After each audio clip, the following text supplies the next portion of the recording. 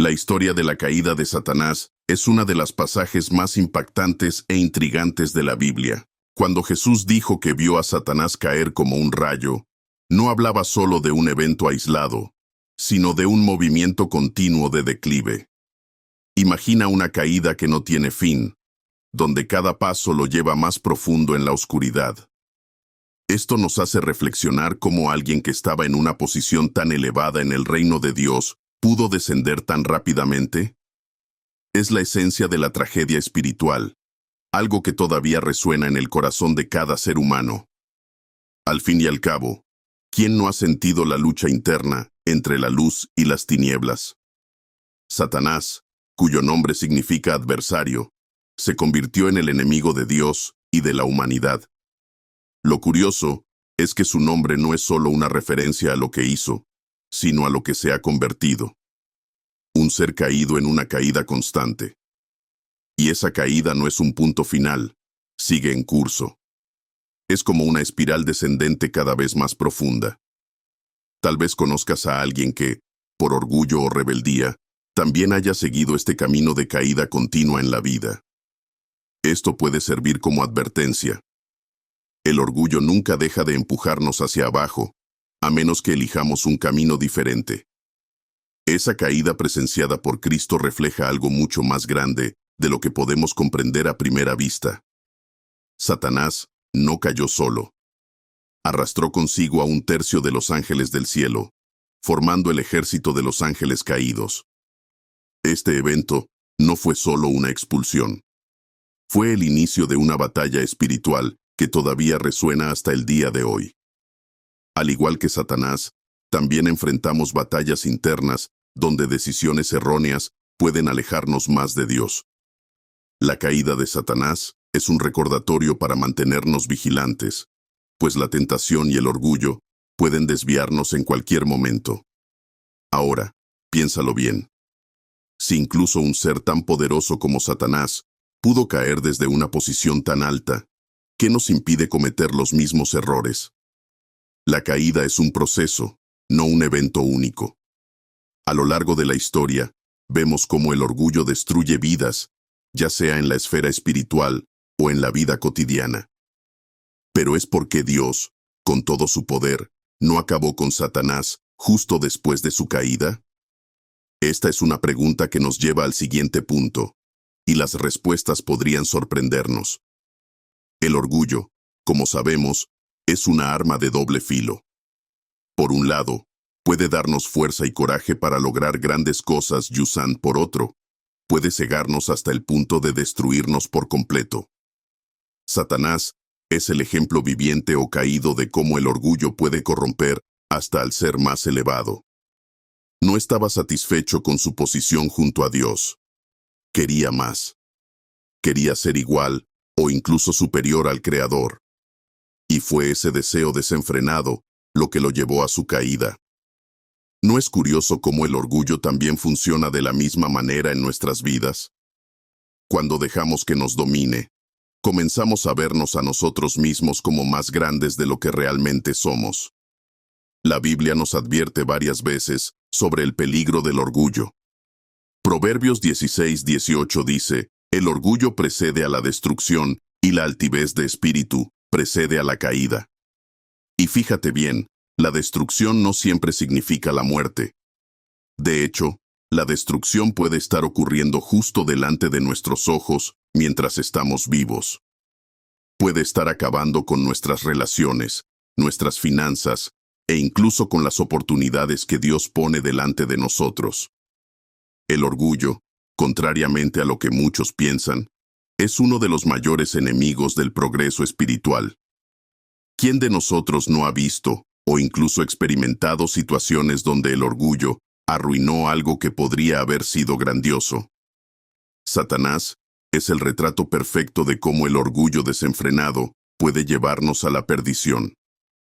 En lugar de reconocer su posición en el plan de Dios, eligió rebelarse. Y esa rebelión no fue una acción aislada. Trajo consecuencias que resuenan hasta el día de hoy. De la misma manera, en nuestras vidas, cuando dejamos que el orgullo tome el control, terminamos alejando las bendiciones que Dios quiere darnos. El orgullo nos ciega a la verdadera naturaleza de quienes somos y nos impide ver la necesidad de cambiar. Y lo que es aún más peligroso, nos hace creer que no necesitamos ayuda, ni siquiera de Dios. Mirando la historia de Satanás, podemos extraer lecciones valiosas. Su caída nos recuerda que el orgullo nunca es un buen consejero. Pero si el orgullo es tan destructivo, ¿por qué Dios permitió que Satanás continuara existiendo incluso después de su caída? ¿Por qué no lo eliminó inmediatamente? La respuesta nos lleva a comprender el propósito divino, algo que va mucho más allá de lo que podemos ver con nuestros ojos humanos. Vamos a explorar esto en el próximo punto, y te aseguro que te sorprenderás con las razones. La rebelión de Satanás en el cielo es sin duda uno de los eventos más fascinantes y misteriosos relatados en la Biblia.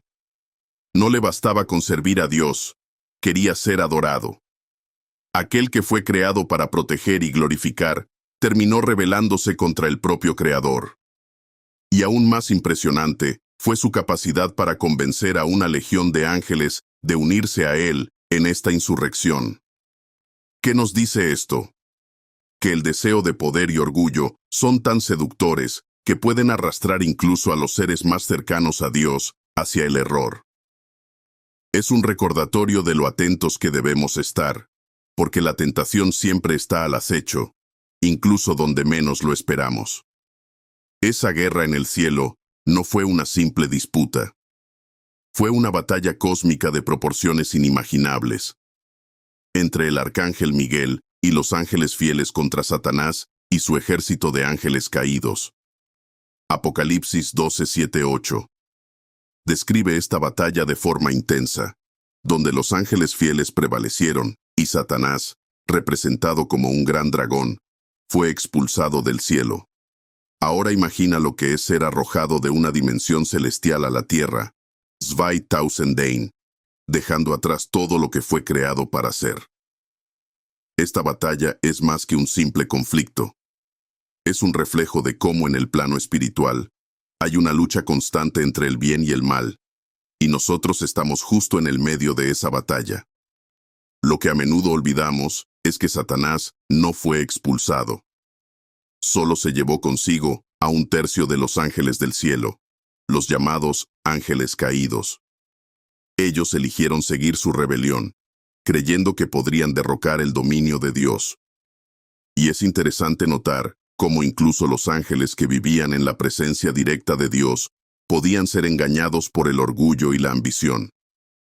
Esto nos hace pensar sobre la importancia de mantenernos firmes en nuestra fe, pues si incluso los ángeles cayeron, nosotros también somos vulnerables a caer en tentaciones que pueden alejarnos de Dios. Pero con toda esa rebelión y la caída de Satanás, la pregunta sigue siendo, ¿por qué Dios no lo destruyó de inmediato?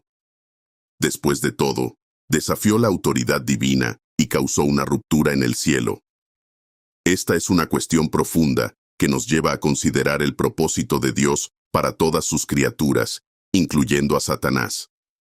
Y como veremos en el próximo punto, la respuesta está ligada al plan divino, algo mucho más grande de lo que cualquiera de nosotros puede imaginar a simple vista. A menudo nos preguntamos si Satanás es tan perverso y destructivo, ¿por qué Dios simplemente no lo eliminó después de su rebelión?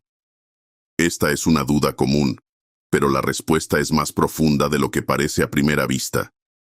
Dios, en su infinita sabiduría, no destruyó a Satanás porque él es un espíritu, y los espíritus no pueden ser destruidos como los cuerpos físicos.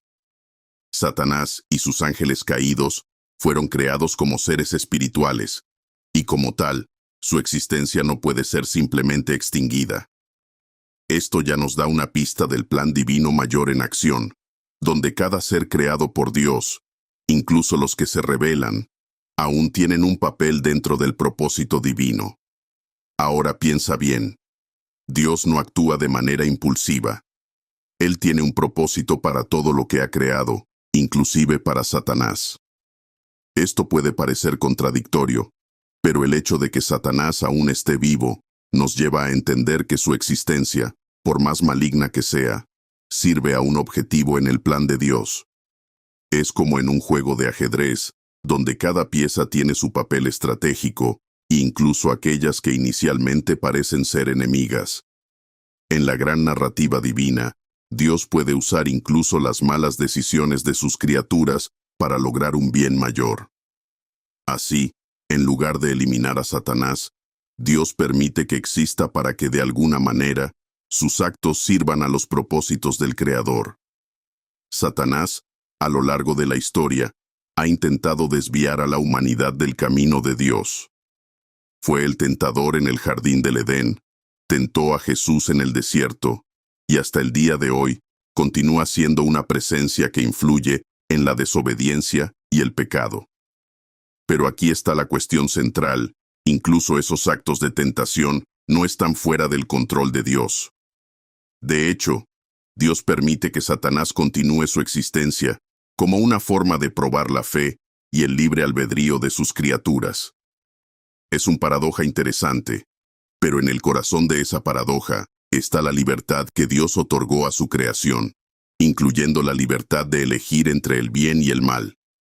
Por eso, en lugar de destruir a Satanás inmediatamente, Dios optó por dejarlo continuar, permitiendo que ejerciera su influencia hasta el tiempo del juicio final. Esto nos lleva a reflexionar sobre el papel de Satanás en el plan de redención de la humanidad, que exploraremos en el próximo tema.